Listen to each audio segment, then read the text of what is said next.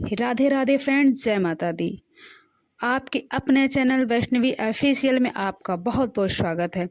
माँ भगवती जगदम्बा सदैव अपनी कृपा आप सभी पर बनाए रखें। दोस्तों, आज की इस वीडियो में मैं आपसे बात करने वाली हूँ अक्षय तृतीया के बारे में। तो आज की इस वीडियो में आप जानेंगे कि किस प्रकार से अक्षय तृतीया के दिन माता लक्ष्मी की पूजा आराधना करनी चाहिए, जिससे कि माता लक्ष्मी सदियों हमारे घर में विराजित रहें। इसके अलावा आज किन चीज़ों का दान करना चाहिए, खरीदारी के मुहूर्त क्या हैं और किस प्रकार से आपको खरीदारी करनी है, कौन सी वस्तुओं की खरीदारी करनी चाहिए, आपको आज के दिन जरूर करनी चाहिए। और जैसा कि आप सभी जानते हैं कि अक्षय तृतीया के दिन सोना खरीदना, महंगी धातुएं खरीदना अत्यंत शुभ माना जाता है। लेकिन अगर आप किसी भी कारणवश सोना खरीदने में असमर्थ हैं या फिर कोई महंगी खरीदारी नहीं कर पाते हैं, तो ऐसी अवस्था में आपको कौन सी चीज़ अवश्य खरीदनी चाहिए, जिससे कि आपको सोना खरीदने के समान ही पुण्य फल प्राप्त होगा, और कौन सी वस्तु दान करें जिससे कि आपको सोना दान करने के समान ही पूर्ण फल प्राप्त होगा।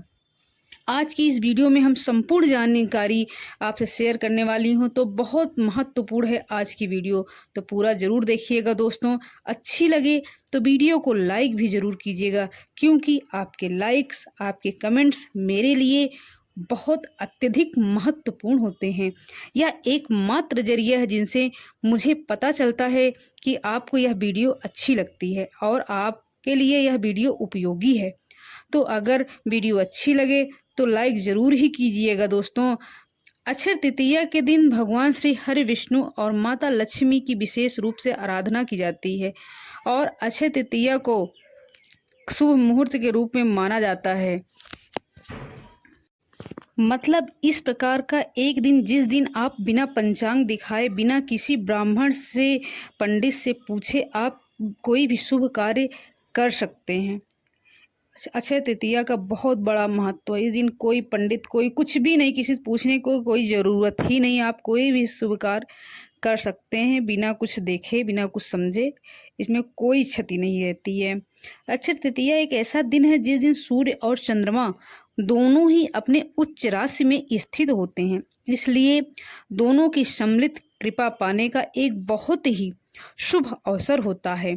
यह अक्षय तृतीया, जैसा कि नाम से ही पता चलता है, जिसका क्षय न हो, अर्थात जो भी हम आज कार्य करते हैं, जो मंत्र जप करते हैं, पूजा पाठ करते हैं, दान धर्म करते हैं, किसी की मदद करते हैं, तो ऐसा कहा जाता है कि आज हम जो भी चीज़ करते हैं, जो भी शुभ कर्म करते हैं या अशुभ कर्म भी करते हैं, तो उसका कभी भी नाश नहीं होता है। तो हम शुभ कर्म तो आज पूरा ही दिन करने का प्रयास करते हैं, गलती से भी कोई गलती ना करें। हो सके तो इस बात का पूरा आप प्रयास करें। अक्षय तृतीया को युगादि तिथि कहा जाता है, मतलब आज से त्रेता युग का प्रारंभ हुआ था। अक्षय तृतीया के दिन ही, यानी कि अक्षय तृतीया के दिन ही वृंदावन के भगवान बांके बिहारी जी के चरणों के दर्शन होते हैं। आज ही के दिन, यानी कि अक्षय तृतीया के दिन परशुराम जयंती मनाई जाती है, सुग्रीव जयंती भी मनाई जाती है और माता मातंगी की जयंती भी मनाई जाती है। तो यह दिन कितना महत्वपूर्ण है बताने की आवश्यकता ही नहीं है। पुराणों में इसका भरपूर वर्णन किया गया है। बात करें अक्षय तृतीया की पूजा विधि के बारे में, लेकिन उससे पहले जानते हैं अक्षय तृतीया का शुभ मुहूर्त क्या है।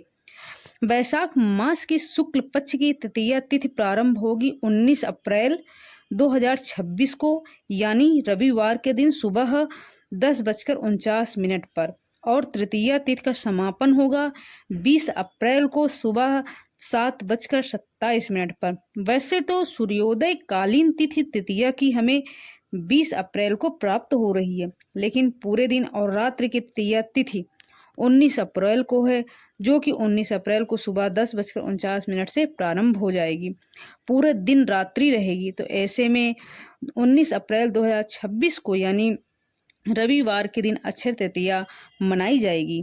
19 अप्रैल को सूर्योदय काल का समय है सुबह 5:52 पर और सूर्यास्त का समय है शाम को 6:49 पर। ब्रह्म मुहूर्त सुबह 4 बजे से 4:50 तक रहेगा और यह अभिजीत मुहूर्त की रहेगा। सुबह 11:54 से 12:47 तक यह समय अभिजीत मुहूर्त का है। कोई भी शुभ कार्य आप अभिजीत मुहूर्त में कर सकते हैं। राहु काल को शाम को 5:52 से शाम को 6:48 तक रहेगा और राहु काल में कोई भी शुभ कार्य प्रारंभ नहीं करना चाहिए, लेकिन अगर आप पहले से कर रहे हैं तो उस कार्य को कर सकते हैं। 19 अप्रैल को अक्षय तृतीया के दिन एक बहुत ही शुभ संयोग आपको प्राप्त होगा, त्रिपुष्कर योग का, जो सुबह 7:10 से प्रारंभ हो रहा है और इसका समापन सुबह 10:49 तक रहेगा। सुबह 7:10 से 7:49 तक त्रिपुष्कर योग है और शास्त्रों के अनुसार त्रिपुष्कर योग में जो भी कार्य किया जाता है, चाहे फिर आप कोई खरीदारी करते हो, पूजा पाठ करते हो, मंत्र जप इत्यादि करते हो, दान धर्म करते हो, तो उसका फल आपको 3 गुना होकर प्राप्त होता है। तो यह बहुत ही शुभ योग है, इसका भी आप लाभ उठा सकते हैं। अब बात करें अक्षय तृतीया पर पूजा के शुभ मुहूर्त के बारे में, तो देखिए, इस दिन माता लक्ष्मी की, भगवान श्री हरि विष्णु की और भगवान शिव और माता पार्वती की पूजा की जाती है। वैसे तो अक्षय तृतीया है का अभिजीत मुहूर्त है। अब पूरे दिन में कभी भी पूजा पाठ इत्यादि कर सकते हैं, दान धर्म कर सकते हैं, लेकिन फिर भी कुछ विशेष मुहूर्त भी होते हैं जिनमें हम पूजा करते हैं। तो अक्षय तृतीया पर पूजा करने का जो सबसे शुभ मुहूर्त है, सुबह 10:49 से लेकर 12:20 तक रहेगा। इस अवधि में माता लक्ष्मी की पूजा आप कर सकते हैं। कलश की स्थापना करके हम पूजा करते हैं, मतलब जब भी हम माता लक्ष्मी की पूजा करते हैं अक्षय तृतीया के दिन, तो विशेष रूप से कलश की स्थापना करते हैं, श्री कलश के अखंड दीप प्रज्वलित करते हैं और फिर विधि विधान से श्री हरि विष्णु और माता लक्ष्मी की संयुक्त रूप से पूजा करते हैं, ताकि हमारे घर में समृद्धि बनी रहे, किसी भी प्रकार का अभाव न रहे। तो इस शुभ मुहूर्त में आप पूजा कर सकते हैं। इसके अलावा 19 अप्रैल को शाम को भी प्रदोष काल में आप पूजा कर सकते हैं। रात्रि में विशेष रूप से मंत्रों का जप कर सकते हैं, क्योंकि देखिए, अक्षय तृतीया पर हम जो भी शुभ कार्य करते हैं, पूजा पाठ करते हैं, मंत्रों का जप करते हैं, तो उसका फल हमें जन्म जन्मांतर तक प्राप्त होता है, मतलब कभी भी समाप्त नहीं होता है। अच्छे पूर्ण फलों की प्राप्ति होती है। तो रात्रि में जितना हो सके भगवान श्री हरि विष्णु और माता लक्ष्मी के मंत्रों का जप कीजिए। माता लक्ष्मी से प्रार्थना कीजिए कि आपके घर में समृद्धि के स्वरूप में, सकारात्मक ऊर्जा के रूप में और आप स्वास्थ्य के स्वरूप में, सौभाग्य के स्वरूप में आपके घर में सदैव विराजित रहें। और अब जानते हैं सोना खरीदने का शुभ मुहूर्त क्या है। देखिए, 19 अप्रैल को सुबह 10:49 से 20 अप्रैल को सुबह 5:51 तक आप कोई भी खरीदारी कर सकते हैं। सोना खरीदना चाहते हो, प्रॉपर्टी लेना चाहते हो या फिर कहीं भी इन्वेस्टमेंट करना चाहते हो, तो यह कार्य आप कर सकते हैं इस शुभ मुहूर्त में। बस राहु काल का ध्यान रखिएगा। राहु काल में कोई भी खरीदारी नहीं करनी चाहिए या कोई शुभ कार्य नहीं प्रारंभ करने चाहिए। तो इस बात का आपको विशेष ध्यान रखना है। अच्छा, जो लोग सोना नहीं खरीद पाते हैं, कोई भी महंगी धातु नहीं खरीद पा रहे हैं, तो ऐसे में अगर आप जौ खरीदते हैं या फिर चने की दाल खरीदते हैं या फिर हल्दी खरीदते हैं, तो इसे सोना के समान ही माना जाता है, मतलब इससे स्वर्ण खरीदने जितना ही शुभ माना जाता है। इसके अलावा पीतल, मतलब पीतल की कोई वस्तु, जैसे पीतल का कोई पात्र आप खरीद सकते हैं। पीली सरसों खरीदना अत्यंत श्रेष्ठ है। तो अगर आप कोई भी महंगी धातु नहीं खरीद रहे हैं, तो आपको इन चीज़ों को जरूर खरीदना चाहिए। इनमें से कोई एक चीज़ भी खरीद सकते हैं, चाहे तो सभी चीज़ें भी खरीद सकते हैं। अच्छा, जो लोग सोना खरीद रहे हैं उन्हें भी आवश्यक है कि जौ खरीदें, चने की दाल अवश्य खरीदें, पीली सरसों जरूर खरीदें, ठीक है। तो ऐसा नहीं है कि अगर आप सोना खरीद लेते हैं तो बाकी चीज़ें आपको नहीं खरीदनी है। कम से कम पीली सरसों और चने की दाल और जौ तो आपको जरूर लेना चाहिए। हल्दी अवश्य लेना है, इससे घर में शुभता आती है। शुभता बहुत आवश्यक है, धन से भी ज़्यादा आवश्यक है। घर में शुभता का बने रहना, घर में मांगलिक कार्यों का निरंतर होते रहना, यह सबसे ज़्यादा आवश्यक है। क्योंकि कई लोगों को आपने देखा होगा, उनके पास धन है, किसी चीज़ की कमी नहीं है, लेकिन घर में कोई शुभ कार्य नहीं हो पा रहे हैं, कोई मांगलिक कार्य नहीं हो पा रहा है। घर में क्लेश होता रहता है, पहले से भी ज़्यादा हो जाता है।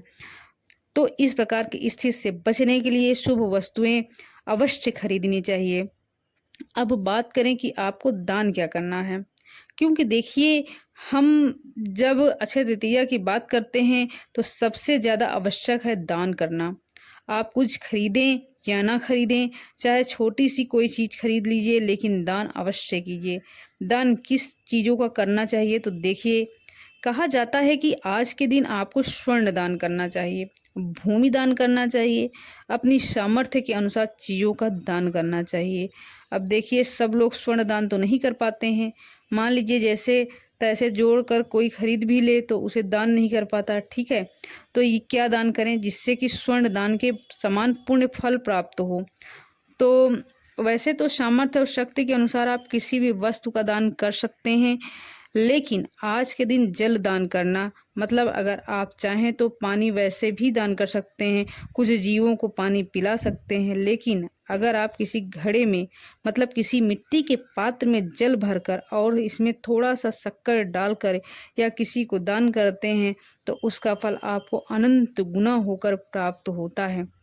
चाहे तो आप अपने मंदिर में दान कर दीजिए, मतलब मंदिर में ले जाकर रख दीजिए, या फिर आप चाहे तो किसी पुजारी को, किसी ब्राह्मण को दान कर सकते हैं। ज़रूरतमंद लोग, जो कि प्यासे लोग हैं, राहगीर हैं, उनको जल पिला सकते हैं। अपने घर की छत पर या फिर घर के मुख्य द्वार पर जल रख सकते हैं, जिससे कि पक्षी, जानवर इत्यादि उस जल को ग्रहण करें, तो आपको दान का फल प्राप्त होगा। ठीक है, अब बात करें कि कौन सी वस्तु दान करें जिससे कि स्वर्ण दान का फल हमें प्राप्त हो। देखिए, जौ का दान करना स्वर्ण दान के समान फल देता है। अगर आप हल्दी का दान करते हैं तो भी इससे स्वर्ण दान के समान पुण्य फल प्राप्त होता है। चने की दाल का भी दान कर सकते हैं, इससे आपको स्वर्ण दान के समान ही पुण्य फल प्राप्त होता है।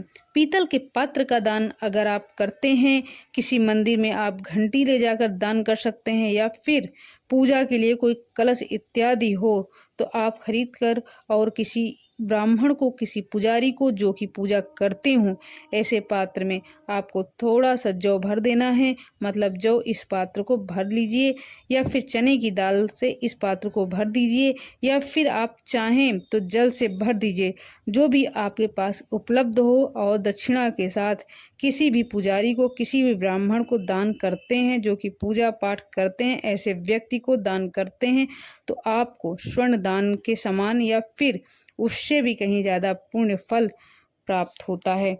तो चैनल से जुड़े रहिए ताकि सभी जानकारी आपको सही समय पर प्राप्त होती रहे। अब मिलते हैं आपसे अगली वीडियो में।